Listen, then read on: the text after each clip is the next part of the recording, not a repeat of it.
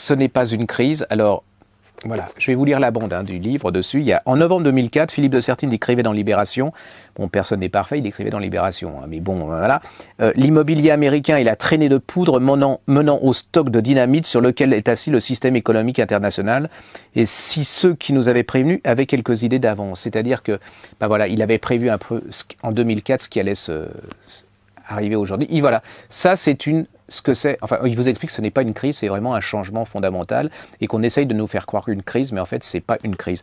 Et vous en avez un autre, alors là, qui est... Ça craint un peu, hein, quand vous le lisez. Bon, si on est optimiste, on se dit que, voilà, ça s'appelle Le monde s'en va en guerre, et il vous explique tous les risques de guerre, voilà, quand le système capitaliste, et quand tous les systèmes, la seule solution, c'est peut-être une guerre à l'échelon mondial pour remettre les truc à niveau, mais peut-être est-il trop tard, peut-être n'est-il pas trop tard.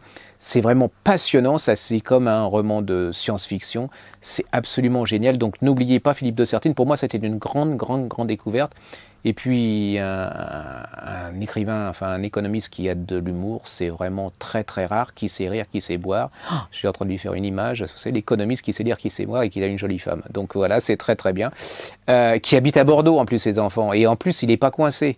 Remarque, c'est pas parce que vous êtes à Bordeaux que vous êtes coincé, hein. Je connais des Parisiens qui sont coincés et bon. Allez-y, moi c'est mon grand truc.